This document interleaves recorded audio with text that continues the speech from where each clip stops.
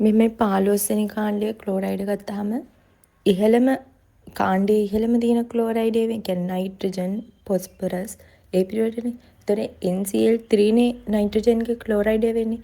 ඒතොර එයාගේ ඒ වගේ අයගේ සංයෝග ඒ ඉහළ තියෙන ඒ කාණ්ඩයේ ඉහළ තියෙන සංයෝග ප්‍රබල විදිහට සහසංයෝජන. හරිද? ඒ හින්දා ඒවා පූර්ණව ජල විච්ඡේදනය වෙනවා. NCl3 පූර්ණව ජල විච්ඡේදනය වෙනවා. PCl3 ඊළඟට PCl5 ගත්තත් පූර්ණව ජල විච්ඡේදනය වෙනවා. මොකද එයාලගේ සංයෝග මේ ප්‍රබල විදිහට සහසංයෝජ වෙනවා. හැබැයි කාණ්ඩේ පහළට එනකොට අපි දන්නවා විද්‍යුත් ධනතාවය වැඩි වෙනවා. විද්‍යුත් ඍණතාවය අඩු වෙලා විද්‍යුත් ධනතාවය වැඩි වෙනවා. එයාලගේ. ඒකත් එක්ක මේ සංයෝගවල විද්‍යුත් ඍණතාව වෙනස වැඩි වෙනවා. මොකද ක්ලෝරීන් වල විද්‍යුත් ඍණතාවයේ වැඩිම සංයෝගයක් ක්ලෝරීන් කියන්නේ. එතකොට දැන් කාණ්ඩයේ පහළට එන්න නයිට්‍රජන්, ෆොස්ෆරස්, ආසනික් ඒ පිළිවෙලට එනකොට පහළට මේ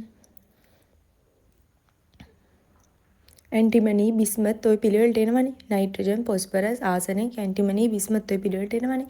ඒ එනකොට ඒගොල්ලන්ගේ මේ පහළට එනකොට විද්‍යුත් ධනතාවය වැඩි වෙනවා. එතකොට අර විද්‍යුත් ඍණතාව වෙනස වැඩි.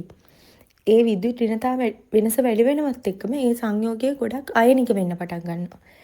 ඒවා අයනික වෙනකොට ඒවැයි ජල විච්ඡේදනය දුර්වල වෙනවා. ඒ හින්දා තමයි උඩ ඒවා පූර්ණව ජල විච්ඡේදනය වුණාට ආසනික්, ඇන්ටිමනි සහ බිස්මත් කියන සංයෝග තුන ඒවැයි තියෙන ක්ලෝරයිඩ් තුනම මේ ප්‍රත්‍යාවර්තව ජල විච්ඡේදනයක් වෙන්නේ.